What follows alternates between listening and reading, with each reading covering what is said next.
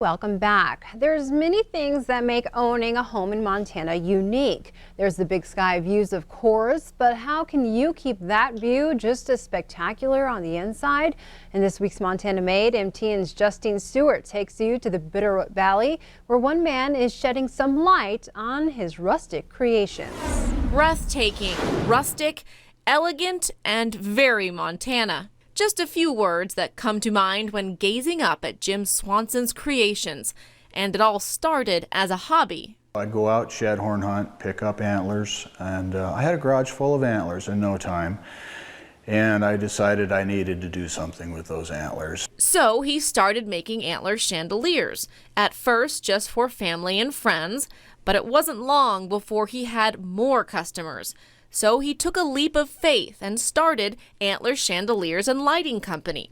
Almost 25 years later, Swanson is busier than ever. We're just all Montana. I mean, there's nothing fancy about us. And we build quality chandeliers, and that's what I do every day. And I just make sure that they're done correctly and they're done nicely, and we represent the state well.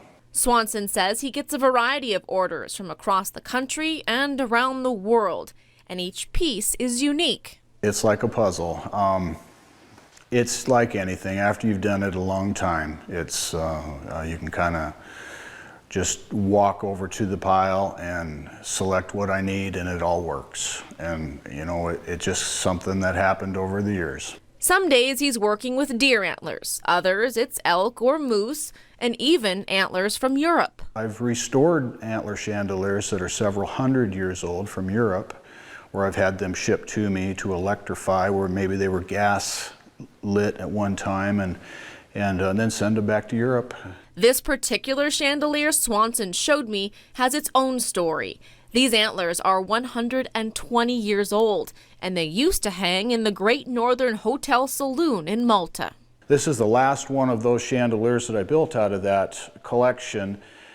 And the really unique thing about this chandelier is these antlers hung at the turn of the century in that saloon, and that saloon was a frequenting drinking saloon of Butch Cassidy and the Sundance Kid in Malta.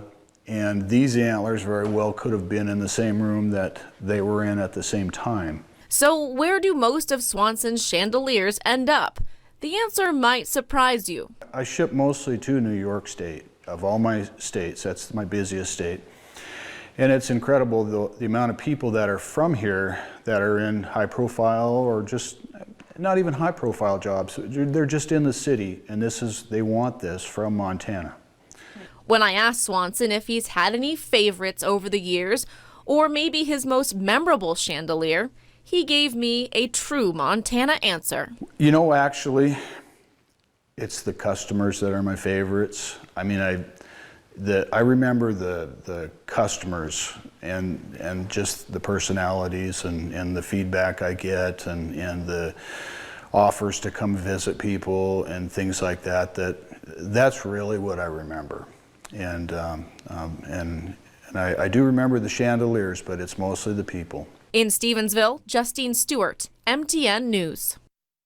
And Swanson can also create chandeliers and lamps from antlers provided by customers. To see some more of his creations, you can visit antlerchandeliers.com. Now here's